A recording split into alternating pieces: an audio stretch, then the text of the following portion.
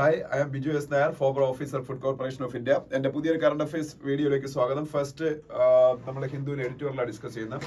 ആദ്യത്തെ എഡിറ്റോറിയലിലേക്ക് നമുക്ക് പോകാം. അപ്പം എനിക്ക് ചെറിയൊരു കോളിന്റെ ഇഷ്യൂ ഉണ്ട്, അപ്പൊ അതുകൊണ്ട് വോയിസിൽ കുറച്ച് വ്യത്യാസം കാണും. അപ്പൊ അതൊന്ന് നിങ്ങൾ അഡ്ജസ്റ്റ് ചെയ്യുക. പിന്നെ ആദ്യം ക്ലാസ് എടുക്കേണ്ടെന്നാണ് കരുതിയത്, പിന്നെ വിചാരിച്ച് എങ്ങനെയും അഡ്ജസ്റ്റ് ചെയ്തെടുക്കാം. അപ്പോൾ റിന്യൂഡ് ഹോപ്പ് എന്ന് പറയുന്ന എഡിറ്റോറിയലാണ്.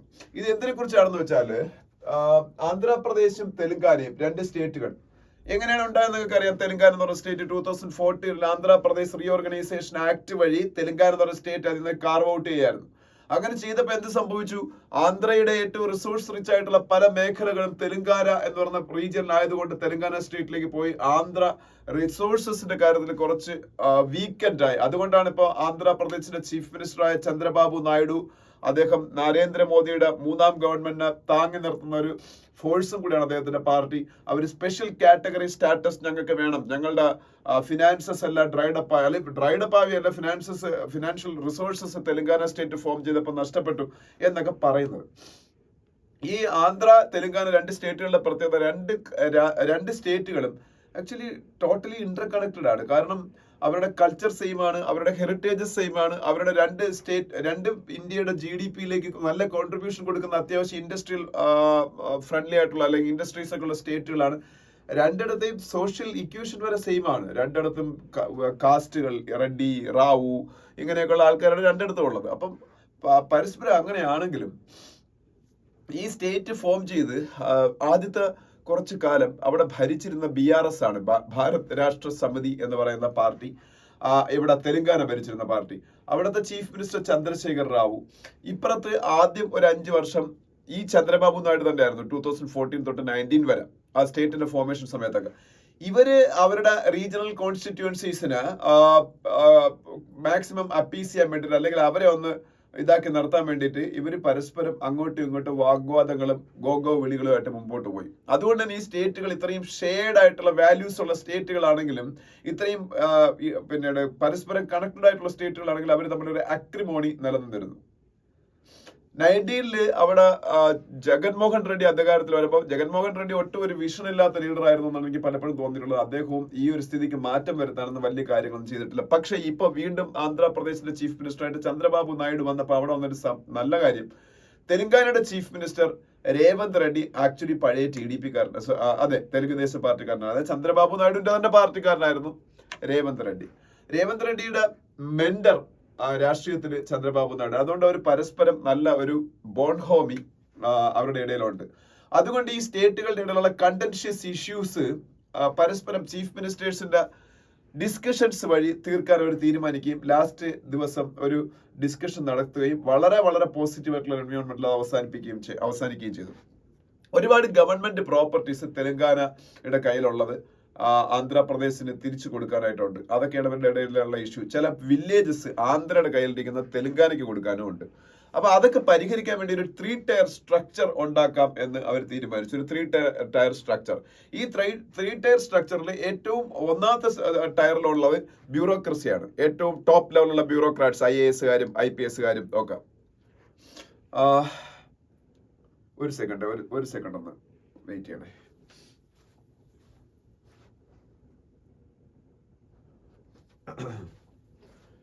ഓക്കെ, അപ്പൊ ഒന്നാമത്തെ പിന്നീട് സ്ട്രക്ചറിൽ ഒന്നാമത്തെ ടയറിലുള്ളത് ബ്യൂറോക്രസിയാണ്. അതായത് ടോപ്പ് ലെവൽ സിവിൽ സർവീസിന്റെ ഭാഗമായിട്ടുള്ള ഓഫീസേഴ്സ്, IAS കാരൊക്കെ ആയിരിക്കും മെയിൻലി.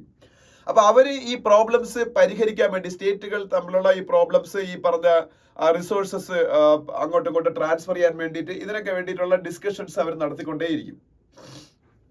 പക്ഷെ ഈ ഡിസ്കഷൻസിൽ പലതിലും അവര് വെറുമെന്നല്ല, എന്നാലും ബ്യൂറോക്രസിക്ക് ഒരു ലിമിറ്റ് ഉണ്ടല്ലോ. അപ്പൊ അവർക്ക് പരിഹരിക്കാൻ പറ്റാത്ത വിഷയങ്ങൾ പരിഹരിക്കാൻ വേണ്ടിയിട്ട് ഇനി അടുത്ത ടയറുണ്ട്. മൊത്തം 3 ടയർ ഉണ്ടെന്ന് പറയാം. രണ്ടാമത്തെ ടയറിലുള്ളത് അവിടുത്തെ മിനിസ്റ്റേഴ്സ് ആണ്. പ്രധാനപ്പെട്ട കുറച്ച് മിനിസ്റ്റേഴ്സിന് 2 സ്റ്റേറ്റ് നോമിനേറ്റ് ചെയ്യും. ഇവർ തങ്ങൾ ഡിസ്കഷൻസ് നടത്തും കൂടുതൽ കണ്ടൻഷ്യസ് ആയിട്ടുള്ള ഇഷ്യൂസ് പരിഹരിക്കാൻ വേണ്ടി. ഇനി മൂന്നാമത്തെ ടയറിലുള്ളത് 2 സ്റ്റേറ്റിന്റെ ചീഫ് മിനിസ്റ്റേഴ്സ്. അവരെ അവസാന പ്രശ്നത്തിന് അവർ ഇടപെട്ട് അവർ ആയിരിക്കും പരിഹരിക്കുന്നത്. അങ്ങനെ ഒരു 3 ടയർ സിസ്റ്റം ഡെവലപ്പ് ചെയ്യാൻ തീരുമാനിച്ചതാണ് ഇതിലെ പ്രധാന ഔട്ട്കം എന്ന് പറയുന്നത്. അപ്പൊ ഇതാണ് ആക്ച്വലി എഡിറ്റോറിയലിന്റെ കണ്ടന്റ് എന്ന് പറയുന്നത്. പിന്നെ ഫസ്റ്റ് 5 ഇയേഴ്സിൽ ഞാൻ നേരത്തെ പറഞ്ഞ കാര്യങ്ങളെല്ലാം തന്നെയാണ് ഇതിലുള്ളത്, വേറെ ഒന്നും പ്രത്യേകിച്ച് പറയാനില്ല. ഓക്കെ, പിന്നെ തെലങ്കാനയ്ക്ക് ആന്ധ്രാപ്രദേശിന്റെ ഇടയിൽ തുടക്കത്തിൽ ഈ പറഞ്ഞ ചന്ദ്രബാബു നായിഡുവും അവിടെ ഭാരത് രാഷ്ട്ര സമിതിയും ഭരിക്കുന്ന സമയത്ത് ഇവർ തങ്ങളുള്ള ഭയങ്കരമായിട്ടുള്ള പ്രോബ്ലംസ് നിലനിന്നിരുന്നത് കൊണ്ട് ആന്ധ്രാപ്രദേശ് ഇടയ്ക്ക് വെച്ച് അവർക്ക് ഇലക്ട്രിസിറ്റി കൊടുക്കുന്നതൊക്കെ സ്റ്റോപ്പ് ചെയ്തു. അങ്ങനെ തെലങ്കാന ഭയങ്കര വില കൊടുത്ത് മറ്റുള്ള സ്റ്റേറ്റുകളിൽ നിന്ന് പവർ വാങ്ങേണ്ടി വന്നു. അതിനെക്കുറിച്ചൊക്കെ ഇവിടെ പറയുന്നുണ്ട്. പക്ഷെ രേവന്ത് റെഡ്ഡിക്കും ചന്ദ്രബാബു നായിഡു അങ്ങനെ ഒരു വിഷയമുണ്ട്. അതിലെ കാര്യം ചന്ദ്രബാബു നായിഡു ആണ് മറ്റേയാളുടെയും മെന്റർ. പിന്നെ അയാൾ രാഷ്ട്രീയത്തിൽ TDPയിൽ നിന്ന് വിട്ട് കോൺഗ്രസിലേക്ക് പോവുകയും പിന്നെ തെലങ്കാന സ്റ്റേറ്റ് ഉണ്ട്, അപ്പോൾ അവിടുത്തെ ചീഫ് മിനിസ്റ്ററായി മാറുകയൊക്കെ ചെയ്തതാണ്. അപ്പൊ അതേ ഉള്ളൂ. അതാണ് ഫസ്റ്റ് എഡിറ്റോറിയൽ. രണ്ടാമത്തെ എഡിറ്റോറിയൽ എന്ന് പറയുന്ന റീസർജന്റ് ലെഫ്റ്റ് എന്ന് പറയുന്ന എഡിറ്റോറിയലാണ്. ഈ റീസർജന്റ് ലെഫ്റ്റ് എന്ന് പറയുന്ന എഡിറ്റോറിയല് ഫ്രാൻസിൽ ഇപ്പൊ ഒരു സ്നാപ്പ് ഇലക്ഷൻ നടന്നു, പാർലമെന്ററി ഇലക്ഷൻ. ആ പാർലമെന്ററി ഇലക്ഷനിലേക്ക് നയിച്ച സാഹചര്യം എന്താണെന്ന് വെച്ചാൽ ഫ്രാൻസിൽ യൂറോപ്യൻ പാർലമെന്റിലേക്ക് നടന്ന ഇലക്ഷനിൽ അവിടുത്തെ റൈറ്റ് വിംഗ് പാർട്ടി എന്ന് പറയുന്ന നാഷണൽ റാലി എന്ന് പറയുന്ന പാർട്ടിയാണ്. മരീൻ ലീ പെൻ എന്ന് പറയുന്ന ഒരു ലീഡർ ഉണ്ട്, അവരുടെ പാർട്ടിയാണ്. ആ പാർട്ടിക്ക് വലിയ ഭൂരിപക്ഷം, വലിയ മുന്നേറ്റം ഉണ്ടാക്കാൻ പറ്റി. ഫ്രാൻസിന്റെ ഹിസ്റ്ററിയിൽ എപ്പോഴും ലെഫ്റ്റിസ്റ്റ് പാർട്ടികളോ അല്ലെങ്കിൽ അവിടുത്തെ സെൻട്രിസ്റ്റ് പാർട്ടികളോ അവിടെ ഭരിച്ചിട്ടുള്ളൂ. അപ്പൊ ഒരു റൈറ്റ് വിംഗ് പാർട്ടി അവിടെ വലിയ അധികാരം, വലിയ മുന്നേറ്റം ഉണ്ടാക്കുന്ന അവിടുത്തെ പ്രസിഡന്റ് അദ്ദേഹം സെൻട്രിസ്റ്റ് പാർട്ടിക്കാരനാണ്. ഇമാനുവൽ മാക്രോണിന് അത്ര ഇഷ്ടപ്പെട്ടില്ല. അദ്ദേഹം പെട്ടെന്നൊരു സ്നാപ്പ് ഇലക്ഷൻ അവിടെ പ്രഖ്യാപിക്കുകയാണ് പാർലമെന്റിൽ. അവിടെ ഞാൻ പറഞ്ഞത് നിങ്ങൾ തെറ്റിപ്പോയിരുന്നു. ആദ്യം യൂറോപ്യൻ പാർലമെന്റിലേക്കുള്ള ഇലക്ഷൻ നടന്നു. യൂറോപ്യൻ യൂണിയന്റെ പാർലമെന്റിലേക്കുള്ള ഇലക്ഷൻ നടക്കുമ്പോൾ എല്ലാ യൂറോപ്യൻ യൂണിയൻ മെമ്പർ കൺട്രീസിലും നടക്കുക. അതിലാണ് ഈ റൈറ്റ് വിംഗ് പാർട്ടിക്ക് വലിയ മുന്നേറ്റം ഉണ്ടായത്. അപ്പൊ ഇനി യൂറോപ്യൻ പാർലമെന്റിലേക്കുള്ള ഇലക്ഷൻ യൂറോപ്യൻ പാർലമെന്റിലേക്കുള്ള ഇലക്ഷന് ശേഷം ഫ്രാൻസിലെ ഇലക്ഷൻ അവർ നടത്തുകയാണ്.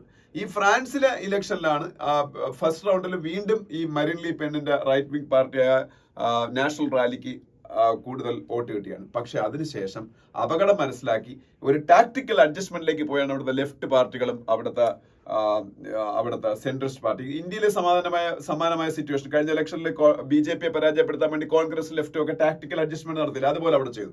അപ്പോൾ പിന്നീട് നടന്ന സെക്കൻഡ് റൗണ്ട് ഓഫ് ഇലക്ഷനിൽ അവർക്ക് ഈ മരീൻ ലീ പെന്നിന്റെ റൈറ്റ് വിംഗ് പാർട്ടിക്ക് വിചാരിച്ച മുന്നേറ്റം ഉണ്ടാക്കാൻ പറ്റില്ല. പക്ഷെ still she can be proud of the fact that she one many seats as compared to the previous election, many more seats as compared to the previous election. പക്ഷേ ultimately no party got majority in France parliament election. ഒരു പാർട്ടിക്കും ഭൂരിപക്ഷം കിട്ടിയില്ല, ആർക്കും government ഉണ്ടാക്കാൻ പറ്റത്തില്ല. അതുകൊണ്ട് കോalition വേണം ഇനിയിപ്പം മുമ്പോട്ട് പോകാൻ. ആ കോalition മിക്കവാറും ഈ റൈറ്റ് വിംഗ് പാർട്ടി ആ കോalitionൽ കാണില്ല, അവർ അവോയ്ഡ് ചെയ്യുക എന്നുള്ളതാണല്ലോ അവരുടെ ലക്ഷ്യം. അപ്പൊ ഇമാനുവൽ മാക്രോണിന്റെ സെൻട്രിസ്റ്റ് പാർട്ടിയും ലെഫ്റ്റ് പാർട്ടികളോട് ഒരു കോalition ഉണ്ടാക്കി അവർ മുമ്പോട്ട് പോകാൻ സാധ്യത. പക്ഷെ ഇതിൽ നിന്ന് കിട്ടുന്ന ഒരു കാര്യം എന്ന് വെച്ചാൽ ഈ റൈറ്റ് വിംഗ് പാർട്ടികൾ ഫ്രാൻസിൽ മാത്രമല്ല യൂറോപ്പിലാകമാനം, ജർമ്മനിയിൽ, നെതർലാൻഡ്സിൽ, ഇപ്പം നടന്ന UK ഇലക്ഷനിൽ പോലും അവിടെ ലേബർ പാർട്ടിയാണ് വിൻ ചെയ്തെങ്കിൽ അവിടുത്തെ റൈറ്റ് വിംഗ് പാർട്ടി ഉണ്ടാവണം, അതിന്റെ പേരൊക്കെ എഴുതി കൊടുത്തിട്ടുണ്ട്. അവരൊക്കെ വലിയ മുന്നേറ്റം ഉണ്ടാക്കിയിട്ടുണ്ട്. ഇറ്റലിയിൽ ഓൾറെഡി ഒരു ഭരണം പിടിച്ചെടുത്തു. അപ്പം പക്ഷേ സ്റ്റിൽ ഈ റൈറ്റ് വിംഗ് പാർട്ടികളുടെ മെയിൻ മുഖമുദ്ര എന്ന് പറഞ്ഞാൽ അവർ ആന്റി ഇമിഗ്രേഷൻ ആണ്. ഇമിഗ്രേഷൻ അഗെയിൻസ്റ്റ് ആയിട്ട് അവർ ഈ അഭയാർത്ഥികൾക്കൊന്നും വലിയ അവർക്ക് സിറ്റിസൺഷിപ്പ് കൊടുക്കുന്നതിന് താല്പര്യമില്ലാത്തവരാണ്. പിന്നെ യൂറോപ്യൻ യൂണിയൻ എന്ന് പറയുന്ന കോൺസെപ്റ്റിന് തന്നെ അവർ മിക്ക പാർട്ടികളും എതിരാണ്. പക്ഷെ അവരിപ്പോൾ അവരുടെ നിലപാടുകൾ പതുക്കെ മയപ്പെടുത്തിക്കൊണ്ടിരിക്കുകയാണ്, കാരണം കൂടുതൽ അക്സെപ്റ്റൻസ് കിട്ടാൻ വേണ്ടി. അതിന്റെ ഒരു എക്സാമ്പിൾ ആയിട്ട് ഇതിൽ ജോർജിയ മെലോണി ആക്ച്വലി ഫാസിസത്തിന്റെ റൂട്ട്സ് ഉള്ള ഒരു പാർട്ടിയാണ്. പക്ഷെ സ്റ്റിൽ ഈ ഫാസിസ്റ്റ് ലീഡറായ ബെനിറ്റോ മുസോളിനി, അയാളാണ് ഫാസിസത്തിന്റെ ഫൗണ്ടർ, പുള്ളിയെ റെസ്പെക്ട് ചെയ്യുന്ന ഒരു ചടങ്ങിൽ ഇവരുടെ പാർട്ടിക്കാരായ യൂത്ത് വിംഗ് പ്രവർത്തകരൊക്കെ പങ്കെടുത്തതിനെ ക്രിട്ടിസൈസ് ഒക്കെ ചെയ്തിട്ടുണ്ട്. അപ്പൊ പതുക്കെ അവരുടെ നിലപാടുകളിൽ കുറച്ച് ചേഞ്ചസ് ഒക്കെ വരുത്തുന്നുണ്ട്. അതുകൊണ്ട് പക്ക റൈറ്റ് വിംഗ് എന്ന് പറയാൻ പറ്റാത്ത രീതിയിലേക്ക് മാറാനും ശ്രമിക്കുന്നുണ്ട് ഈ റൈറ്റ് വിംഗ് പാർട്ടികൾ. എന്തായാലും ഒരു കാര്യം സത്യമാണ്, യൂറോപ്പിൽ ലെഫ്റ്റിനും സെൻട്രിസ്റ്റിനും ഒപ്പമോ അല്ലെങ്കിൽ അതിലേക്ക് മുന്നിലോട്ടോ റൈറ്റ് വിംഗ് പാർട്ടികൾ എത്തിക്കൊണ്ടിരിക്കുന്നു. അത് യൂറോപ്പിന് നല്ലതാണെന്നുള്ള കാലം തെളിയിക്കും. ഓക്കെ, അപ്പൊ അതാണ് രണ്ടാമത്തെ എഡിറ്റോറിയൽ എന്ന് പറയുന്നത്. ഇനി നമുക്ക് ഇതിലെ ആർട്ടിക്കിൾസിലേക്ക് പോവാം. A brewing duel amid Manila's dual engagement എന്ന് പറഞ്ഞ ഒരു ആർട്ടിക്കിളാണ്. മാനില എന്ന് ഉദ്ദേശിച്ചിരിക്കുന്നത് ഫിലിപ്പൈൻസിനെയാണ്. ഫിലിപ്പൈൻസിന്റെ ക്യാപിറ്റലാണ് മാനില. പല രാജ്യങ്ങളെയും റെപ്രസെന്റ് ചെയ്യാൻ വേണ്ടിയിട്ട് ഹിന്ദുവിൽ അവരുടെ ക്യാപിറ്റൽസിന്റെ പേര് പറയാം. ഇന്ത്യയെ കുറിച്ച് പറയാൻ ഡൽഹി ഇങ്ങനെ ഡിസൈഡ് ചെയ്യുന്നൊക്കെ പറയുന്നത്. കാര്യം എന്താണ്? പൊളിറ്റിക്കൽ ഡെവലപ്മെന്റ്സും ഡിസിഷൻ മേക്കിങ്ങും എല്ലാം നടക്കുന്ന ക്യാപിറ്റൽസിലാണ്. അപ്പൊ ഫിലിപ്പൈൻസിന്റെ ക്യാപിറ്റലായ മാനില ഇല്ലാണ്ട് അവിടുത്തെ ഡെവലപ്മെന്റ്സ് എല്ലാം നടക്കുന്നത്. അതുകൊണ്ട് അങ്ങനെ ഒരു ടൈറ്റിൽ വന്നതേ ഉള്ളൂ. എന്തായാലും ഫിലിപ്പൈൻസ് ആണ് ഏഷ്യയിലെ ഒരേ ഒരു ക്രിസ്ത്യൻ മെജോറിറ്റി കൺട്രി എന്ന് പറയുന്നത്. ഒരേ ഒരു Christian majority country in Asia is ഫിലിപ്പൈൻസിന്റെ പ്രസിഡന്റ് ഫെർഡിനാൻഡോ മാർക്കോസ് ജൂനിയർ. ഫിലിപ്പൈൻസിന്റെ പ്രസിഡന്റ് ആണ് ഫെർഡിനാൻഡോ മാർക്കോസ് ജൂനിയർ. അദ്ദേഹം അധികാരത്തിൽ വന്നതിന് ശേഷം വളരെ കൺഫ്രണ്ടേഷണൽ ആറ്റിറ്റ്യൂഡാണ് ചൈനയുമായിട്ട് സ്വീകരിക്കുന്നത്. China is an immediate neighbour of Philippines. At the same time China is a very big economic superpower and also a defense superpower. They are trying to expand their sphere of influence all over the world, and South China Sea is a very important and strategically located sea in the world. അത് ലോകത്തിലെ മൊത്തം കപ്പൽ വഴിയുള്ള കച്ചവടത്തിന്റെ വ്യാപാരത്തിന്റെയൊക്കെ ഒരു ഏതാണ്ട് ഒരു 1/4 നടക്കുന്നത് സൗത്ത് ചൈന സീ വഴിയാണ്. സ്ട്രാറ്റജിക്കലി ലൊക്കേറ്റഡ് ആയിട്ടുള്ള പല ഐലൻഡുകളും എല്ലാം സൗത്ത് ചൈന സീയിലുണ്ട്. അതുകൊണ്ട് തന്നെ സൗത്ത് ചൈന സീയുടെ എൻറ്റയർറ്റിയിൽ ഫുള്ളി ചൈനയുടേതാണെന്നാണ് പറയുന്നത്. പക്ഷെ ഒരു രാജ്യങ്ങളും അത് അംഗീകരിച്ചു കൊടുക്കാൻ റെഡിയല്ല, പ്രത്യേകിച്ച് ആസിയാൻ രാജ്യങ്ങൾ. ആസിയാൻ രാജ്യങ്ങൾ എന്ന് പറയുന്നത് Association of South East Asian Nations ആണ്. Association of South East Asian നേഷൻസിൽ ഒരു നേഷനാണ് ഞാനിപ്പോ പറഞ്ഞത്, ഫിലിപ്പൈൻസ്. അതുപോലെ സിംഗപ്പൂരും തായ്ലൻഡും മലേഷ്യയും വിയറ്റ്നാമും കംബോഡിയയും ലാവോസും മ്യാൻമറും തായ്ലൻഡും ഒക്കെ ചേർന്നാണ് ആസിയാൻ. അപ്പൊ ആസിയാനിലെ പല രാജ്യങ്ങൾക്ക് സൗത്ത് ചൈന സീയിൽ സ്റ്റേക്ക് ഉണ്ട്. അതുകൊണ്ട് തന്നെ ചൈനയുടെ ഈ ക്ലെയിം അവർ പലരും അംഗീകരിക്കുന്നില്ല. But again they are not ready to go for confrontation with China. But at the same time, Philippines Ferdinando Marcos Jr. changed his approach towards China and he is in a confrontationary mode with China. അപ്പോൾ south China സീയിൽ ചില ഐലൻഡുകളുടെ ഉടമസ്ഥ അവകാശത്തിന്റെ പേരിലൊക്കെ ചൈനയുടെ നേവിയും ഫിലിപ്പൈൻസും നേവിയും തമ്മിൽ ഏതാണ്ട് ഇപ്പോൾ ഒരു സംഘടനത്തിന്റെ വക്കുവരെ എത്തി. പിന്നെ ഫിലിപ്പൈൻസിലുള്ള ധൈര്യം, ഫിലിപ്പൈൻസിന്റെ എല്ലാ കാലത്തെയും ഗുഡ് ഫ്രണ്ട് എന്ന് പറയുന്നത് USA ആണ്. US-ന് ഏഷ്യയിലെ ഒരു അലയൻസ് പാർട്ണറെ പോലെയാണ് ഫിലിപ്പൈൻസ്. ഫിലിപ്പൈൻസിൽ അവർക്ക് മുമ്പ് ഒരു നേവൽ ബേസ് ഉണ്ടായിരുന്നു, സുബിക് ബേ. അതുപോലെ ഒരു എയർ ബേസ് ഉണ്ടായിരുന്നു, ക്ലാർക്ക് എയർ ബേസ് എന്ന് പറയുന്നത്. അതൊക്കെ ഇപ്പം 90s തൊട്ട് അവരങ്ങനെ വലുതായിട്ട് യൂസ് ചെയ്യുന്നില്ല. പക്ഷെ ഇപ്പൊ ഫിലിപ്പൈൻസ് ഗവൺമെന്റ് അതെല്ലാം വീണ്ടും റിവൈവ് ചെയ്യാൻ തീരുമാനിച്ചു. ഒരുപക്ഷെ US അവിടെ വീണ്ടും അവരുടെ പ്രസൻസ് ശക്തിപ്പെടുത്താനും സാധ്യതയുണ്ട്, ഈ ചൈനയുടെ ഗ്രോയിങ് ഇൻഫ്ലുവൻസ് തടയാൻ വേണ്ടിയിട്ട്. അപ്പം അതുപോലെ തന്നെ $35 ബില്യൺ ആയുധങ്ങൾ ഫിലിപ്പൈൻസ് വാങ്ങാൻ തീരുമാനിച്ചു. ഈ ചൈനയ്ക്കെതിരെ പ്രയോഗിക്കാനാണ്, അല്ലെങ്കിൽ ചൈനയുമായിട്ട് അടിച്ചു നിൽക്കാൻ വേണ്ടിയിട്ടാണ്. ക്വാഡ് എന്ന് പറയുന്ന ഇന്ത്യയും കൂടെ ഉള്ള ഒരു ഗ്രൂപ്പ് ഉണ്ട്, ക്വാഡ്. ഏഷ്യയിലെ ചൈനയുടെ ഡോമിനൻസിനെ കൗണ്ടർ ചെയ്യാൻ വേണ്ടിയിട്ട് US-ന്റെ നേതൃത്വത്തിൽ ഉണ്ടാക്കിയതാണ് ക്വാഡ്. അതിൽ 4 രാജ്യങ്ങളാണ് ഉള്ളത്. അതുകൊണ്ടാണ് തന്നെ ക്വാഡ് അല്ലെങ്കിൽ ക്വാഡ്രിലാറ്ററൽ എന്ന് പറയുന്നത്. അതിൽ USA, ജപ്പാൻ, ചൈന, ഓസ്ട്രേലിയ ആണ് ഉള്ളത്. USA, ഇന്ത്യ, ഓസ്ട്രേലിയ ആൻഡ് ജപ്പാനാണുള്ളത്. ചൈനയില്ല, ചൈനയ്ക്കെതിരെയാണത്. അപ്പോൾ അത് തന്നെ ഈ ക്വാഡ് എങ്ങനെ ഫിലിപ്പൈൻസിന് സപ്പോർട്ട് എന്നുള്ള ഒരു എക്സാമ്പിൾ ഞാൻ പറഞ്ഞത്. ഇന്ത്യ ബ്രഹ്മോസ് എന്നുള്ള ഒരു മിസൈൽ ഡെവലപ്പ് ചെയ്തിട്ടുണ്ട് റഷ്യനും ആയിട്ട് ചേർന്ന്. BrahMos world one of the best supersonic cruise missiles ആണ്, അല്ലെങ്കിൽ വൺ ഓഫ് ദ എന്താ പറയുക ഏറ്റവും പ്രോമിസിംഗ് ആയിട്ടുള്ള സൂപ്പർസോണിക് ക്രൂയിസ് മിസൈൽസ് ആണ് ബ്രഹ്മോസ് എന്ന് പറഞ്ഞത്. ആ ബ്രഹ്മോസ് ഈ ഇടയ്ക്ക് നമ്മൾ ഫിലിപ്പൈൻസിൽ സെല് ചെയ്തു. And Philippines is the first country got BrahMos from India. Many countries showed their interest to buy this BrahMos missile from India, but India ഫിലിപ്പൈൻസിനാണ് ആദ്യമായിട്ട് കൊടുത്തത്. പിന്നെ ജപ്പാൻ ഇപ്പോൾ ഫിലിപ്പൈൻസുമായിട്ട് ഒരു ഡിഫൻസ് പാർട്ണർഷിപ്പ് ഉണ്ടാക്കി. അതിന്റെ നമ്മളുടെ ഇന്നത്തെ ഹിന്ദുവിന്റെ വേൾഡ് പേജിന്റെ അകത്ത് പറയുന്നുണ്ട്. ഓൾറെഡി US അവരുടെ ഏറ്റവും വലിയൊരു ഡിഫൻസ് സ്ട്രാറ്റജിക് ഡിഫൻസ് പാർട്ണറാണ്. ഓസ്ട്രേലിയയാണ് അവരുടെ ഏറ്റവും വലിയ ഫണ്ടിങ് പ്രൊവൈഡർ എന്ന് പറയുന്നത്. ഓസ്ട്രേലിയയാണ് ഏറ്റവും കൂടുതൽ അവർക്ക് ഡെവലപ്മെന്റ് അസിസ്റ്റൻസ് കൊടുക്കുന്ന ഒരു രാജ്യം. അങ്ങനെ ക്വാഡ് നല്ല രീതിയിൽ ആരെ സപ്പോർട്ട് ചെയ്യുന്നുണ്ട്, ഫിലിപ്പൈൻസിന്. പക്ഷെ ഇതൊക്കെ ആണെങ്കിലും ചൈനയുമായിട്ട് ഇത്രയും വലിയ കൺഫ്രണ്ടേഷനിലൊക്കെ ആണെങ്കിലും ഏറ്റവും കൂടുതൽ ഡെവലപ്മെന്റ് ഫിലിപ്പൈൻസിൽ നടത്തുന്നത് ചൈനയാണ്. അല്ലെങ്കിൽ ഫിലിപ്പൈൻസിന്റെ ഏറ്റവും വലിയ ഡെവലപ്മെന്റ് പാർട്ണർ ചൈനയാണ്. അതൊരു കോൺട്രഡിക്ഷൻ ആണ്. ചൈനയുമായിട്ട് ഇത്രയും വലിയ പ്രശ്നങ്ങൾ ഉള്ളപ്പോഴും ചൈനയാണ് ഏറ്റവും കൂടുതൽ ഫോറിൻ ഡയറക്ട് ഇൻവെസ്റ്റ്മെന്റ്, ഏറ്റവും കൂടുതൽ നേരിട്ടുള്ള വിദേശ നിക്ഷേപം ഫിലിപ്പൈൻസിൽ നടത്തുന്നത്. അപ്പൊ അതുകൊണ്ടാണ് ഇങ്ങനെ ഒരു brewing duel amid Manila's dual engagement എന്ന് പറയുന്നത്. ഒരു സൈഡിൽ മിലിറ്ററി എൻഗേജ്മെന്റും എല്ലാം മറ്റു രാജ്യങ്ങളുമായിട്ട് ചൈനയ്ക്ക് ആയിട്ടൊരു കൺഫ്രണ്ടേഷൻ മോഡിലാണ്. അതേസമയത്ത് ചൈനയാണ് അവരുടെ ഏറ്റവും കൂടുതൽ എക്കണോമിക് പാർട്ണർ എന്ന് പറയുന്നത്. അത് എങ്ങനെ അവർ ബാലൻസ് ചെയ്തുകൊണ്ട് പോകുന്നുള്ള കാര്യം ഫ്യൂച്ചർ തെളിയിക്കുക. അതിനെ കുറിച്ചാണ് ഈ ആർട്ടിക്കിൾ. പിന്നെ വേറൊരു ആർട്ടിക്കിൾ ഉള്ള എന്റെ മോളിലേക്ക് പോകുമ്പം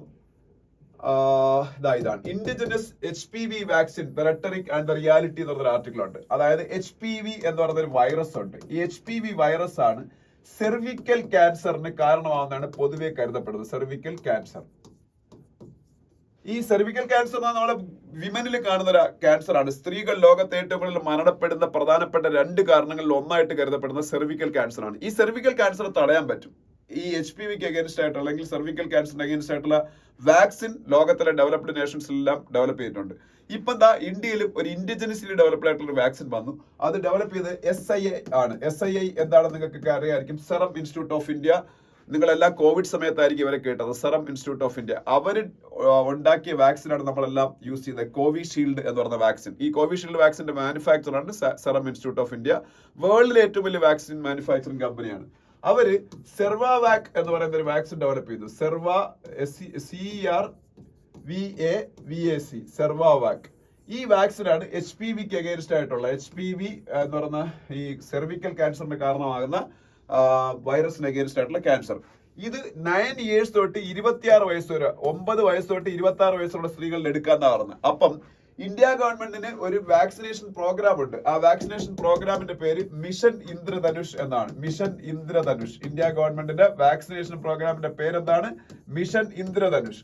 ഈ വാക്സിനേഷൻ പ്രോഗ്രാമിൽ 12 വാക്സിനേഷൻസ് ഫ്രീ ആയിട്ട് കൊടുക്കുന്നുണ്ട്, irrespective of the social status of that particular child. Even if he is from APL family, then also government will give it as free, that vaccination program.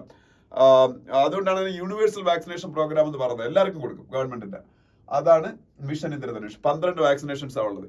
ഇതിൽ 13ാമതൊരു vaccination കൂടെ add ചെയ്യാൻ government of India തീരുമാനിച്ചു. ആ 13ാമത്തെ vaccination എന്ന് പറഞ്ഞാൽ ഈ cervical ക്യാൻസറിനെതിരെ ഉള്ള നമ്മളുടെ അഡോളസന്റ് ഗേൾസിനുള്ള വാക്സിനേഷൻ ആണ്. ആൺപിള്ളേർക്കില്ല. സെർവാവാക് എന്ന് പറയുന്ന വാക്സിൻ ആണ് കൊടുക്കാൻ പോകുന്നത്. അപ്പൊ ഇതാണ് ആക്ച്വലി ഇതിന്റെ ന്യൂസിന്റെ ബാക്ക്ഗ്രൗണ്ട്. ഇതിൽ അവരെടുത്ത് അനലൈസ് ചെയ്തിരിക്കുന്ന 2 കാര്യങ്ങളാണ്. ഒന്നെന്ന് പറയുന്നത്, ഈ വാക്സിൻ കുറച്ച് കോസ്റ്റ്ലി ആയിട്ടാണ് ഈ serum institute government of India കൊടുക്കാൻ പോകുന്നത്. നമ്മളെ പിള്ളേർക്ക് അത് പൈസ കൊടുക്കണ്ട, ഫ്രീ ആയിട്ട് ഗവൺമെന്റ് കൊടുക്കും. പക്ഷേ ഗവൺമെന്റ് ഈ സെറം ഇൻസ്റ്റിറ്റ്യൂട്ടിന് പ്രൊക്യൂർ അവർക്ക് പൈസ കൊടുക്കണ്ടേ? ആ പൈസ അവർ കയറ്റി വെച്ചേക്കാണെന്നാണ് പറയുന്നത്. സെറം ഇൻസ്റ്റിറ്റ്യൂട്ട് ഇത്രയും കയറ്റി ആ വാക്സിൻ കാര്യം മാസ് സ്കെയിലിൽ ഇത്രയും കോടിക്കണക്കിന് ആൾക്കാർക്ക് വേണ്ടി ഇത് പ്രൊഡ്യൂസ് ചെയ്യുമ്പോൾ അവർക്ക് ഇനിയും ചീപ്പായിട്ട് ഗവൺമെന്റ് കൊടുക്കാൻ പറ്റുന്നുള്ള ഒരു കാര്യം.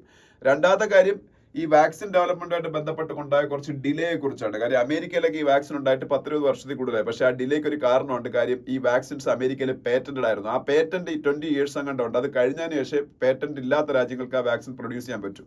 അത് ഇവർ തന്നെ ഈ പറയുന്നുണ്ട്. അപ്പൊ ഇതൊക്കെയാണ് ഈ ആർട്ടിക്കിളിന്റെ അകത്തുള്ളത്. അത് ഡീറ്റെയിൽ ആയിട്ടൊന്ന് വായിച്ചു നോക്കുക. ഇത് രണ്ടുമാണ് ഹിന്ദുവിലെ ഇന്നത്തെ പ്രധാനപ്പെട്ട 2 ആർട്ടിക്കിൾസ് എന്ന് പറയുന്നത്. ഇനി അടുത്ത പേജിൽ പോകുമ്പോൾ നമുക്ക് ആവശ്യമുള്ള കാര്യങ്ങളൊന്നുമില്ല. അതിനടുത്ത പേജിലേക്ക് പോവാം. അപ്പൊ അവിടെ what are new provisions for police officers എന്ന് പറഞ്ഞ് ടെക്സ്റ്റ് ആൻഡ് കോണ്ടെക്സ്റ്റ് പേജിൽ ഒരു ആർട്ടിക്കിൾ ഉണ്ട്. What are new provisions for police officers. ഇന്ത്യയിൽ ഇപ്പോ പുതിയ 2-3 നിയമ സംഹിതകൾ ഈ ജൂലൈ 1 തൊട്ട് ഉണ്ടായെന്ന് നിങ്ങൾക്കറിയാം. ജൂലൈ 1 എന്ന് പറയുന്ന ഈ വർഷത്തെ 2024 July 1 will be etched in history of India because of the fact that India replaced IPC, Indian Penal Code, with Bharatiya Nyaya Samhita, and India replaced CRPC with Bharatiya Nagarik Suraksha Samhita, and also India replaced Indian Evidence Act with Bharatiya Sakshya Adhiniyam. That means India got a new criminal procedure system. Bharatiya Nyaya Samhita, Bharatiya Nagarik Suraksha Samhita, and Bharatiya Sakshya Adhiniyam from the date of July 1st, 2024. That's why 2024 July 1st is a historical day for India. അപ്പം അതിലെ provisions ഈ പറഞ്ഞ ഭാരതീയ ന്യായ സംഹിതയിലെയും CRPC-യിലൊക്കെ പ്രൊവിഷൻസിനെ കുറിച്ചാണ് ഇതിൽ പറയുന്നത്. ഇപ്പം IPC section 377, IPC section 495 അങ്ങനെയൊക്കെ നിങ്ങൾ കേട്ടിട്ടുണ്ടല്ലോ. അതുപോലെ ഭാരതീയ ന്യായ സംഹിതയിലും ഭാരതീയ നാഗരിക് സുരക്ഷാ സംഹിതയിലൊക്കെ ഇതുപോലുള്ള ഓരോരോ സെക്ഷൻസ് ഉണ്ട്. അതിൽ ചില സെക്ഷൻസ് എടുത്ത് പരിശോധിച്ചേക്കേണ്ടവർ. ഞാനൊരു എക്സാമ്പിൾ പറയാം, നിങ്ങൾ പിന്നെ ഡീറ്റെയിൽ ആയിട്ട് നോക്കിക്കൊള്ളണം.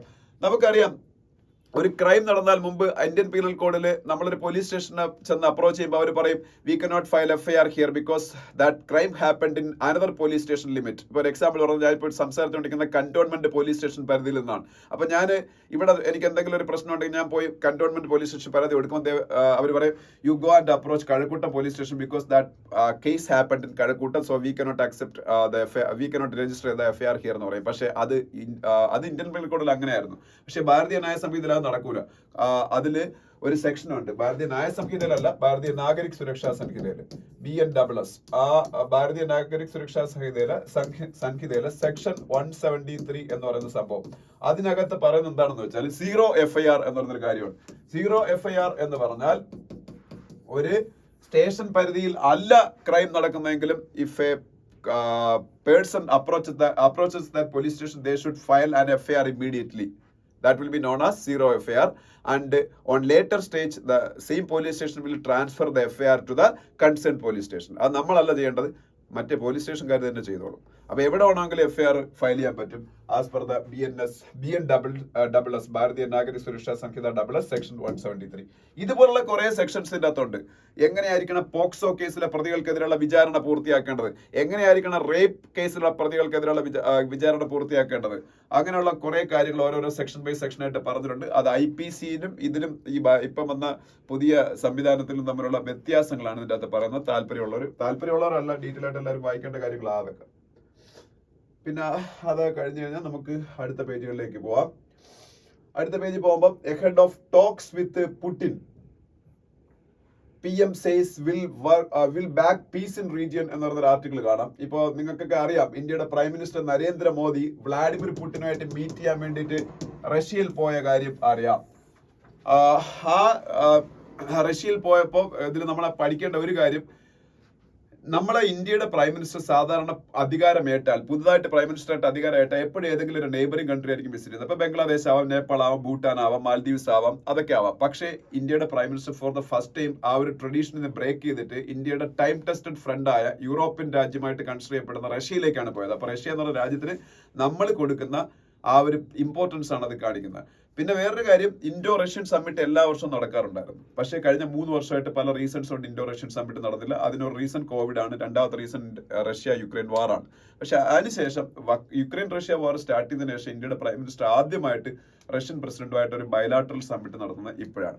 ആ സമ്മിറ്റ് നടക്കുന്നത് നാറ്റോയുടെ സമ്മിറ്റ് നടന്നുകൊണ്ടിരിക്കുന്ന അതേ സമയത്താണ് എന്നുള്ളൊരു പ്രത്യേകതയുണ്ട്. നാറ്റോ എന്ന് പറഞ്ഞാൽ അമേരിക്കയുടെ നേതൃത്വത്തിലുള്ള മിലിറ്ററി അലയൻസ് ആണ്, north Atlantic treaty organisation NATO. അതിന്റെ ഹെഡ് ക്വാർട്ടേഴ്സ് ബ്രസൽസ് ആണ്, ബെൽജിയത്തിന്റെ ക്യാപിറ്റലാണ് ബ്രസൽസ്. അവിടെ വെച്ച് ആ മീറ്റിംഗ് നടക്കുന്ന അതേ ദിവസമാണ് മോഡി പുടിനെ മീറ്റ് ചെയ്യുന്നത്. 2 ദിവസമായിട്ടാണ്. ഇന്നലെ മീറ്റിംഗ് ഉണ്ടായിരുന്നു, പക്ഷെ അതിൽ വല്ല ടാഞ്ചിബിൾ ആയിട്ടുള്ള കാര്യങ്ങളൊന്നും നടന്നില്ല. ഇന്നലെ ഒരു ഡിന്നറും മറ്റു കാര്യങ്ങളൊക്കെ ഉള്ളായിരുന്നു. എഗ്രിമെന്റ്സ് ഒക്കെ സൈൻ ചെയ്യുന്നത് ഇന്നാണ്. അതുകൊണ്ട് തന്നെ ഇതുമായിട്ട് ബന്ധപ്പെട്ട കൂടുതൽ ഡീറ്റെയിൽഡ് ആയിട്ടുള്ള എഗ്രിമെന്റ്സ് മറ്റു കാര്യങ്ങളൊക്കെ നാളത്തെ ന്യൂസ് പേപ്പറിലായിരിക്കും വരുന്നത്. അപ്പം അത് നാളെ നമുക്ക് ഡിസ്കസ് ചെയ്യാം. അതാണ് നമുക്ക് ഈ റഷ്യ ഇന്ത്യ സമ്മിറ്റ് അല്ലെങ്കിൽ പുടിൻ മോഡി സമ്മിറ്റിനെ കുറിച്ച് ഈ ഇന്നത്തെ ന്യൂസ് പേപ്പറിൽ വലുതായിട്ടൊന്നും ഡിസ്കസ് ചെയ്യാനില്ല. അപ്പൊ അത് നമ്മൾ നാളത്തെ ന്യൂസ് പേപ്പറിലായിരിക്കും ഡിസ്കസ് ചെയ്യുന്നത്. ആ ന്യൂസ് അവിടെ കഴിഞ്ഞു. ഇനി മറ്റ് ന്യൂസുകളിലേക്ക് പോകാം. മറ്റ് ന്യൂസുകളിലേക്ക് പോകുമ്പോൾ ഈ പേജില് വേറെ ഒരു ന്യൂസും നമുക്ക് ആവശ്യമുള്ളതല്ല. ബാക്കി പൊളിറ്റിക്കൽ ന്യൂസുകളും മറ്റു കാര്യങ്ങളൊക്കെയാണ്. ഓക്കെ, അപ്പം വേറെ ന്യൂസുകൾ നമുക്ക് ആവശ്യമുള്ളതില്ല. ഇനി അതിനടുത്ത പേജിലേക്ക് പോകുമ്പോൾ അവിടെ പൂർണ്ണമായിട്ടും പൊളിറ്റിക്കൽ ന്യൂസുകളാണ് ഉള്ളത്. പക്ഷെ ഒരു കാര്യം പറഞ്ഞോട്ടെ, അവിടെ ഒരു ഹരിയാന ഇലക്ഷനായിട്ട് ബന്ധപ്പെട്ട ഒരു കാര്യം അവിടെ ഒരു പൊളിറ്റിക്കൽ ലീഡർ പറയുന്നുണ്ട്. അതുകൊണ്ടാണ് പറയുന്നത്, India is going to witness another round of election immediately. 3 states are going to poll: Maharashtra, Haryana and Jharkhand. But at the same time, you should remember one fact that there is a Supreme Court directive to Election Commission of India. They directed Election Commission of India to conduct and complete the election of Jammu and Kashmir within September. So now it is July. Only 2 months are remaining. So most probably Jammu and Kashmir will also go to polls with the already set states of Jharkhand, Haryana and Maharashtra. 4 സ്റ്റേറ്റുകളിൽ ഉടനെ election വരും. മിക്കവാറും ഉടനെ അത് declare ചെയ്യും. Jharkhand, Haryana, Maharashtra and Jammu and Kashmir. Jammu and Kashmir election അവിടെ union territory ആക്കി മാറ്റിയതിനു ശേഷം പിന്നെ നടത്തിയിട്ടില്ല. അത് നമ്മൾ പ്രോമിസ് ചെയ്താണ്. സ്റ്റേറ്റുണ്ടും തിരികെ കൊടുക്കും. ജമ്മു ആൻഡ് കാശ്മീർ വീണ്ടും സ്റ്റേറ്റ് ആവും. അതിനു മുമ്പായിട്ട് അവിടെ ഒരു ഇലക്ഷൻ നടത്തും. ചിലപ്പോൾ അതിന്റെ ഒപ്പം ഇലക്ഷൻ നടത്തും എന്നൊക്കെയാണ് പറഞ്ഞത്. അപ്പൊ എന്തായാലും ഇലക്ഷൻ ഇപ്പൊ നടത്തിയേ പറ്റും. There is a supreme court directive to election commission of India. ആരാണ് chief election commissioner of India? Rajiv Kumar. ഇന്ത്യയുടെ ചീഫ് ഇലക്ഷൻ കമ്മീഷണർ ആരാണ്? രാജീവ് കുമാർ. ഓക്കെ, അതാണ് ആ പേജിൽ പറയാനുള്ളത്. ഇനി അതിനടുത്ത പേജിലേക്ക് പോകുമ്പോൾ ഒരു ന്യൂസ് നമുക്ക് പറയാനുള്ളത്, Mamata again says no to sharing Teesta river water with Bangladesh. Mamata again says no to sharing Teesta river water with Bangladesh. A lot of Indian rivers are flowing to Bangladesh. Lot of Indian rivers. I think more than 50 rivers, because previously Bangladesh was also part of India. പാർട്ടീഷനൊക്കെ ശേഷം അത് east പാകിസ്ഥാനായി. 1971 അത് ബംഗ്ലാദേശ് ആവുന്നു. അപ്പം റിവേഴ്സിന്റെ അടുത്ത് അങ്ങോട്ട് flow ചെയ്യേണ്ടത് നമുക്ക് പറയാൻ പറ്റുമോ? റിവേഴ്സ് സ്വാഭാവികമായിട്ട് അങ്ങോട്ടും ഫ്ലോ ചെയ്യും.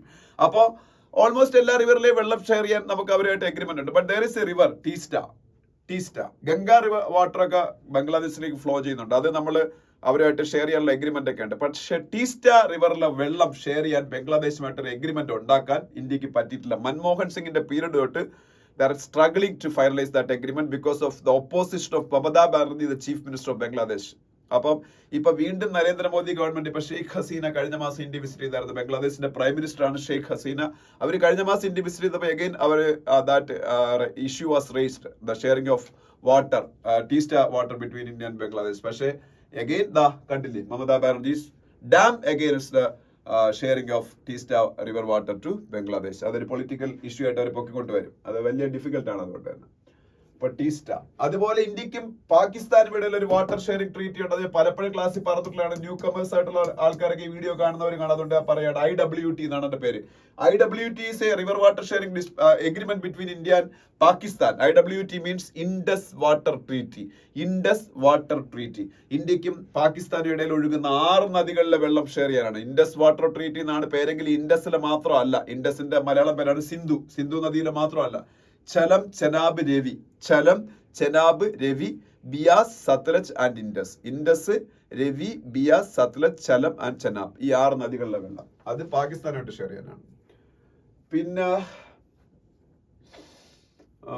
പിന്നീട് താഴോട്ട് വരുമ്പം centre set to tweak criteria for according classical language status. Classical language status അഥവാ ശ്രേഷ്ഠ ഭാഷാ പദവി. ഇന്ത്യയിൽ ഒരുപാട് ഭാഷകളുണ്ട്. ഇന്ത്യയുടെ കോൺസ്റ്റിറ്റ്യൂഷന്റെ 8th ഷെഡ്യൂളിന്റെ അകത്ത് തന്നെ കുറെ ലാംഗ്വേജസ് ലിസ്റ്റ് ചെയ്തിട്ടുള്ള കാര്യം നമുക്കറിയാം. പക്ഷേ അതിലൊരു 6 to 7 ലാംഗ്വേജസിനാണ് ക്ലാസിക്കൽ ലാംഗ്വേജ് സ്റ്റാറ്റസ് അല്ലെങ്കിൽ ശ്രേഷ്ഠ ഭാഷാ പദവി ഉള്ളത്. സൗത്ത് ഇന്ത്യയിൽ നമ്മൾ സ്പീക്ക് ചെയ്യുന്ന every languages have classical language status. Like കേരളത്തിൽ മലയാളം, തമിഴ്നാട്ടിലെ തമിഴ്, കർണാടകയിലെ കന്നഡ, ആന്ധ്രയിലെയും തെലുങ്കാനയിലെയും തെലുഗു. ഈ 4 ഭാഷകളും ക്ലാസിക്കൽ ലാംഗ്വേജസ് ആണ്. അങ്ങനെ ഒരു സ്റ്റാറ്റസ് സെൻട്രൽ ഗവൺമെന്റ് ആ ലാംഗ്വേജസിന് കൊടുത്തിട്ടുണ്ട്. പിന്നെ ഒറീസയിലെ ഭാഷയെ ഒഡിയയ്ക്കും അതുണ്ട്. പിന്നെ വേറെ 1-2 ഭാഷകൾക്കും കൂടെ ഉണ്ട്. അതെനിക്ക് എക്സാക്ട്ലി ഓർമ്മയില്ല. Now Marathi, Bengali, all these languages are all these states are asking for according classical language status to their own languages. പക്ഷേ ഗവൺമെന്റ് ഓഫ് ഇന്ത്യ അതിന് വേണ്ടിയിട്ട് കുറച്ച് പുതിയ ക്രൈറ്റീരിയസ് കൊണ്ടുവരാൻ പോയി. അതാണ് ഇത് എഴുതിയിരിക്കുന്നത്. ഓക്കെ. പിന്നെ നെക്സ്റ്റ് പേജിൽ പോകുമ്പോൾ ഒരു ന്യൂസ് ഉണ്ട്. ഒരു ന്യൂസ് അല്ല, ഒരു ആർട്ടിക്കിൾ ഉണ്ട്. Double health budget reduce out of pocket expense. ഇന്ത്യയിൽ നമ്മളെ ഒരുപാട് ആൾക്കാർ പൂർ ആണെന്ന് നമുക്കറിയാം. ഈ പൂർ ആയിട്ടുള്ള ആൾക്കാരോ അല്ലെങ്കിൽ ഈവൻ പൂർ അല്ലാത്ത ആൾക്കാർ പോലെ ഏറ്റവും കൂടുതൽ out of pocket spending for health അല്ലെങ്കിൽ ഡിസീസസ്, അതാണ് അവരെ പൂർ ആക്കുന്നത്. പലപ്പോഴും പൈസ ഇല്ലാത്തപ്പോൾ ഈ ക്യാൻസർ പോലുള്ള വലിയ ഇതൊക്കെ വരുമ്പോൾ അവരവരുടെ ലാൻഡ് ഹോൾഡിങ്സ്, അവരുടെ ഹൗസ് എല്ലാം വിൽക്കുകയോ അല്ലെങ്കിൽ ലോണിൽ വയ്ക്കുകയോ ഒക്കെ ചെയ്തിട്ടായിരിക്കും പലപ്പോഴും ട്രീറ്റ്മെന്റ് നടത്തുന്നത്. അത് അവരെ വലിയ ഡെഡ് ബേർഡനിലേക്ക് തള്ളിവിടും. ഇന്ത്യയിൽ ഒരു ആവശ്യം കുറെ കാലമായിട്ട് ഉന്നയിക്കുന്നുണ്ട്. ഇന്ത്യയുടെ ജി ഡി പിയുടെ 2.5% ഹെൽത്തിന് വേണ്ടി സ്പെൻഡ് ചെയ്യണം. GDP-യുടെ 2.5%. അത് പക്ഷേ ഇപ്പോൾ 1.35% മാത്രമേ സ്പെൻഡ് ചെയ്യുന്നുള്ളൂ. Never India attain this target 2.5% of GDP for health. അപ്പൊ അതിലേക്ക് എത്തണം എന്നാണ് ഈ ആർട്ടിക്കിളിൽ പറയുന്നത്. അപ്പോഴേ ഇന്ത്യയുടെ മെയിൻ പ്രോബ്ലംസ് ഒക്കെ ഹെൽത്ത് റിലേറ്റഡ് ആയിട്ടുള്ള സെക്ടറായിട്ടുള്ള മാറുള്ളൂ പറയുന്നത്. ഇനി ഇന്ത്യയിൽ ഈ ആൾക്കാരുടെ ഹെൽത്ത് പ്രൊട്ടക്ട് ചെയ്യാൻ വേണ്ടിയിട്ട് അല്ലെങ്കിൽ അവരുടെ കോസ്റ്റ് കുറയ്ക്കാൻ വേണ്ടി ഒരു ഹെൽത്ത് ഇൻഷുറൻസ് പ്രോഗ്രാം ഉണ്ട്. ഗവൺമെന്റിന്റെ free of cost health insurance programme for the BPL families. അതിന്റെ പേരാണ് ആയുഷ്മാൻ ഭാരത്. ആയുഷ്മാൻ ഭാരത്. ഈ ആയുഷ്മാൻ ഭാരത് എന്ന് പറയുന്ന സ്കീം വഴി ഇന്ത്യയിലെ BPL ഫാമിലീസിലുള്ള ആൾക്കാർക്ക് 5 lakhs rupees-ന്റെ ഇൻഷുറൻസ് കൊടുക്കുന്നുണ്ട്. അപ്പൊ ആ കാർഡുള്ളവർക്ക് 5 lakhs rupees-ന്റെ health insurance every year they can avail. അത് 10 lakhs ആയിട്ട് ഈ വർഷത്തെ ബഡ്ജറ്റിൽ July 23 Nirmala Sitharaman is going to publish India's budget. Previously on February 1st she presented a budget that was an interim budget because it is an election year. Election year le full budget ഒരിക്കലും അവതരിപ്പിക്കത്തില്ല. After the election a new government will be formed. That government will present the full-fledged budget of India. അതാണ് tradition എന്ന് പറയുന്നത്, അതാണ് നോം എന്ന് പറയുന്നത്. So Nirmala Sitharaman after coming to power again she is going to present her new budget. This is her 7th budget and Nirmala Sitharaman has a distinction that she is the first woman finance minister of India. First woman finance minister of India. അപ്പോൾ ചില ആൾക്കാരുടെ doubt ചോദിക്കും, ഇന്ദിരാഗാന്ധി ഇന്ത്യയുടെ finance minister ആയിട്ട് ഇരുന്നിട്ടുണ്ട്. But at that time she was the prime minister of India because of some vacancy arised in the finance department. She took over that department also. അതല്ലാതെ അവർ ഒരിക്കലും ഒരു ഇൻഡിപെൻഡന്റ് ഫിനാൻസ് മിനിസ്റ്റർ മാത്രമായിട്ട് ഇരുന്നിട്ടില്ല. അങ്ങനെ ഇരുന്നിട്ടുള്ള ഇന്ത്യയുടെ first woman എന്ന് പറഞ്ഞ നിർമ്മല സീതാരാമനാണ്. She is going to present her 7th budget on July 23. ആ ബഡ്ജറ്റിൽ ചിലപ്പം ഈ ആയുഷ്മാൻ ഭാരത് സ്കീമിന്റെ ആയുഷ്മാൻ ഭാരത് സ്കീമിന്റെ പരിധി 5 ലക്ഷത്തിൽ നിന്ന് 10 ലക്ഷമായിട്ട് വർദ്ധിപ്പിക്കാൻ സാധ്യതയുണ്ട്. പക്ഷെ അപ്പോഴും പ്രശ്നം ഇപ്പൊ എനിക്ക് തന്നെ കേരളത്തിൽ നമ്മളുടെ തന്നെ ഒരുപാട് ഫ്രണ്ട്സും അവരുടെ റിലേറ്റീവ്സും പേരൻസും ഒക്കെ സംസാരിക്കുമ്പോൾ മനസ്സിലാവുന്ന കാര്യം, ഒരുപാട് ആൾക്കാർക്ക് ഇത് കിട്ടിയിട്ടില്ല. ഇഫക്റ്റീവ്ലി ഇത് ഗ്രൗണ്ട് ലെവലിൽ ഇംപ്ലിമെന്റ് ചെയ്യപ്പെടുന്നതിൽ ഗവൺമെന്റിന്റെ ഭാഗത്ത് കുറെ മിസ്റ്റേക്സ് ഉണ്ട്. അത് റെക്ടിഫൈ ചെയ്യാതെ 5 lakhs 50 lakhs ആയിട്ട് വർദ്ധിപ്പിച്ചിട്ട് കാര്യമില്ല. അതിന്റെ ഒരു ആക്സസിബിലിറ്റി, അതുവഴി അതുകൊണ്ട് ഹോസ്പിറ്റലിൽ ചെല്ലുമ്പോൾ അവരത് അക്സെപ്റ്റ് ചെയ്യുക, അതിന്റെ ബേസിൽ ട്രീറ്റ്മെന്റ് കൊടുക്കുക, അങ്ങനെ കുറെ കാര്യങ്ങളുണ്ട്. അതായത് കേരളം പോലുള്ള സ്റ്റേറ്റുകൾ എത്രത്തോളം ഇഫക്റ്റീവ് ആയിട്ട് ഇംപ്ലിമെന്റ് ചെയ്യപ്പെട്ടിട്ടുള്ളതായിരുന്നു എനിക്ക് ഡൗട്ട് ഉണ്ട്. അത് തന്നെ ഈ ആർട്ടിക്കിളിന്റെ അകത്തും പറയുന്നുണ്ട്. ആയുഷ്മാൻ ഭാരതിന്റെ കുറെ പോരായ്മകളുണ്ട്. ഓക്കെ, പിന്നെ government റീഓപ്പൺസ് PLI scheme for white goods till October 12 എന്നൊരു ന്യൂസ് കാണാം. PLI എന്ന് പറയുന്നത് എന്താണെന്ന് അറിഞ്ഞിരിക്കുക. Production linked incentive scheme. Production linked incentive scheme government of ഇന്ത്യയുടെ ഏറ്റവും വലിയൊരു ഫ്ലാഗ്ഷിപ്പ് പ്രോഗ്രാം ആണ് PLI, production linked incentive scheme എന്ന് പറഞ്ഞാൽ to increase the contribution of industrial sector to our GDP. Industrial സെക്ടറിന്റെ കോൺട്രിബ്യൂഷൻ ടു GDP അത് increase ചെയ്യാൻ വേണ്ടിയിട്ടാണ് PLI, production linked incentive scheme എന്നൊരു സംഭവം കൊണ്ടുവന്നേക്കുന്നത്. ഇതിൽ എന്താണെന്ന് വെച്ചാൽ ലോകത്തിലെ ബിഗ് കോർപ്പറേറ്റ് കമ്പനികളെ ഇന്ത്യയിലേക്ക് അട്രാക്ട് ചെയ്യാൻ വേണ്ടി ഗവൺമെന്റ് അവർക്ക് കുറെ ഇൻസെന്റീവ് കൊടുക്കും. ഗവൺമെന്റ് പറഞ്ഞ you come and invest in India, we will give you some incentives. Incentive എന്ന് പറഞ്ഞാൽ വലിയ സബ്സ്റ്റാൻഷ്യൽ ഇൻസെന്റീവ്സ് ആണ്. ചില മേഖലയിലൊക്കെ ഇപ്പം സെമി കണ്ടക്ടർ മേഖലയിലൊക്കെ ഇന്ത്യയിൽ ഇൻവെസ്റ്റ്മെന്റ് നടത്തിയാൽ 75% ഗവൺമെന്റ് തന്നെ പൈസ ചെലവാക്കും. ഇപ്പോൾ ഒരു 100 കോടി രൂപയാണെങ്കിൽ 75 കോടി ഇന്ത്യ ഗവൺമെന്റ് കൊടുക്കും, ബാക്കി 25 കോടി അവർ ഇൻവെസ്റ്റ് ചെയ്താൽ മതി. പക്ഷേ അതുകൊണ്ട് ഇന്ത്യക്ക് ഗുണമുണ്ട്, ആ ടെക്നോളജി കിട്ടും, ഇന്ത്യയിലെ ഒരുപാട് ആൾക്കാർക്ക് ജോലി കിട്ടും. ഫൈനലി നമുക്ക് സെമി കണ്ടക്ടർ ഫീൽഡിൽ ഒരു ഗ്ലോബൽ സൂപ്പർ പവർ ആയിട്ട് മാറാൻ പറ്റും. ഇപ്പൊ നമ്മൾ ആ ഫീൽഡിൽ നമുക്കൊന്നുമില്ല. അപ്പൊ അതിനൊക്കെ വേണ്ടിയിട്ടാണ് വളരെ സ്ട്രാറ്റജിക് ആയിട്ടുള്ള പല സെക്ടേഴ്സിൽ PLI സ്കീം നടപ്പാക്കുന്നത്. PLI, production linked incentive. Production നടത്തു, നിങ്ങൾക്ക് ഞങ്ങൾ ഇൻസെന്റീവ് തരാം എന്നുള്ളതാണ്. അപ്പൊ അത് വൈറ്റ് ഗുഡ്സ് സെക്ടറിൽ പ്രൊഡക്ഷൻ ലിങ്ക്ഡ് ഇൻസെന്റീവ് പുതുതായിട്ട് അനൗൺസ് ചെയ്തിട്ടുണ്ട്. വൈറ്റ് ഗുഡ്സ് എന്ന് പറയുന്നത് എന്താണ്? TV, ഫ്രിഡ്ജ്, വാഷിംഗ് മെഷീൻ, അങ്ങനെയൊക്കെയുള്ള നമ്മുടെ വീട്ടിൽ ഉള്ള സാധനങ്ങളുണ്ടല്ലോ, അതിനാണ് വൈറ്റ് ഗുഡ്സ് എന്ന് പറയുന്നത്. TV ഇല്ലെന്ന് തോന്നുന്നു, റെഫ്രിജറേറ്റർ, AC, ഇതൊക്കെ മുമ്പ് വൈറ്റ് കളറിലേ ഇറങ്ങുള്ളായിരുന്നു. അതുകൊണ്ടാണ് അതിന് വൈറ്റ് ഗുഡ്സ് എന്ന് പറയുന്നത്. പണ്ട് അങ്ങനെയായിരുന്നു, പക്ഷെ ഇപ്പൊ അങ്ങനെ നല്ല ഡിഫറെന്റ് കളേഴ്സിൽ ഇറങ്ങുന്നുണ്ട്. അപ്പൊ അതുകൊണ്ട് ഇപ്പോഴും അതിന് വൈറ്റ് ഗുഡ്സ് എന്നാണ് പറയുന്നത്. അപ്പൊ ആ സെക്ടറിൽ PLI നമ്മളിപ്പം ഗവൺമെന്റ് ഓപ്പൺ ചെയ്തേക്കാണ്, production linked incentive scheme. Next പേജിൽ പോകുമ്പോൾ വേൾഡ് പേജ് ആണ്. വേൾഡ് പേജിൽ ഞാൻ നേരത്തെ എഡിറ്റോറിയൽ പറഞ്ഞ ഫ്രാൻസിലെ ഇലക്ഷനെ കുറിച്ചുള്ള ഒരു ആർട്ടിക്കിൾ ഉണ്ട്. അത് നമ്മൾ ഡിസ്കസ് ചെയ്താണ്, ഞാൻ പറയുന്നില്ല. ഇവിടെ കെയർ സ്റ്റാമറിന്റെ ഒരു ഫോട്ടോ കാണാം. Keir Starmer is the prime minister of Britain. His official residence is known as number 10 Downing Street. Number 10 Downing Street is the official residence of prime minister of Britain. ഇന്ത്യയുടെ prime മിനിസ്റ്ററിന്റെ official റെസിഡൻസിന്റെ പേര് number 7 Lok Kalyan Marg. Number 7 Lok LOK Lok Kalyan Marg. British prime minister ആകുമ്പോൾ number 10 Downing Street. പിന്നെ ഞാൻ already പറഞ്ഞു, ജപ്പാനും Philippines തമ്മിൽ ഓൾറെഡി ഡിഫൻസ് പാക്ട് സൈൻ ചെയ്ത കാര്യം ഞാൻ പറഞ്ഞായിരുന്നു. അത് ഫിലിപ്പൈൻസിനെ കുറിച്ചുള്ള ന്യൂസ് പറഞ്ഞ ആർട്ടിക്കിൾ ഡിസ്കസ് ചെയ്ത സമയത്ത് ഞാൻ പറഞ്ഞായിരുന്നു. Japan Philippines defence agreement.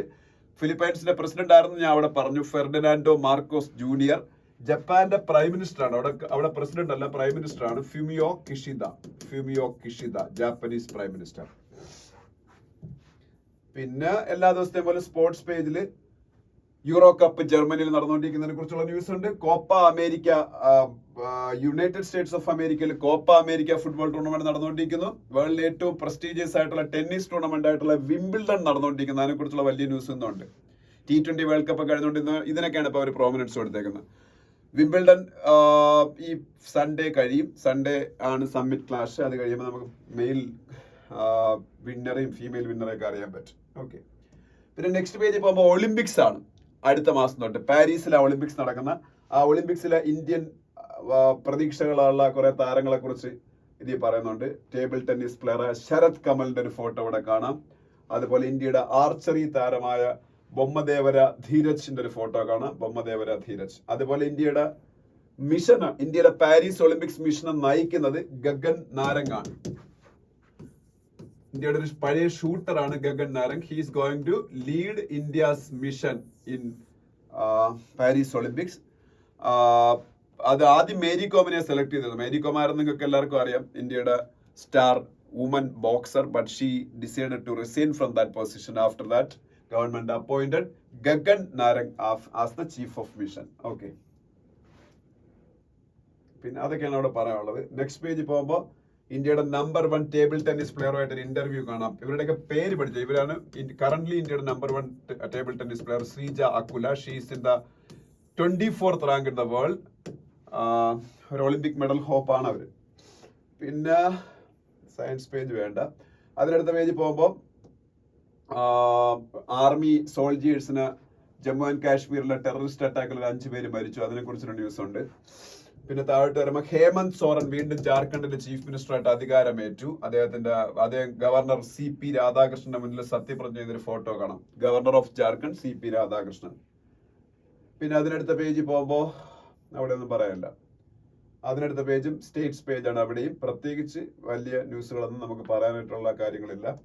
അതിനടുത്ത page പോകുമ്പോൾ കവച് സിസ്റ്റത്തിനെ കുറിച്ചുള്ള ന്യൂസ് ഉണ്ട്. കവച് റെയിൽവേ ഡെവലപ്പ് ചെയ്ത ആന്റി കൊളിഷൻ സംവിധാനമാണ് കവച്. ഈ ഇടയ്ക്കൊക്കെ റെയിൽവേയിൽ ഭയങ്കര ആക്സിഡന്റ്സ് ഉണ്ടായപ്പോൾ ഈ കവചിനെ കുറിച്ചുള്ള ഡിസ്കഷൻസ് ഇപ്പൊ കൂടുതലായിട്ട് വരുന്നത്. കവച് ആന്റി കൊളിഷൻ സിസ്റ്റമാണ്. ഓട്ടോമാറ്റിക്കലി 2 ട്രെയിൻസ് തമ്മിൽ കൂട്ടിമുട്ടുന്നതിന് മുമ്പേ സ്റ്റോപ്പ് ആവാ ട്രെയിനുകൾ. അതിന് വേണ്ടിയിട്ട് ഉണ്ടാക്കിയിരിക്കുന്ന സിസ്റ്റമാണ് കവച്. അതിന്റെ റോൾ ഔട്ട് പക്ഷേ ഭയങ്കര സ്ലോ ആണ്. അതുകൊണ്ട് ഇന്ത്യയിലെ റെയിൽവേ ട്രാക്കുകളിലൊന്നും ഇതുവരെയും ഇത് ആയിട്ടില്ല. വളരെ കുറച്ച് ഏരിയയിലേ ആയിട്ടുള്ളൂ. അത് ആയിക്കഴിഞ്ഞാൽ വലിയ രീതിയിൽ നമുക്കിത് അവോയ്ഡ് ചെയ്യാൻ പറ്റും ട്രെയിൻ ആക്സിഡന്റ്സ്.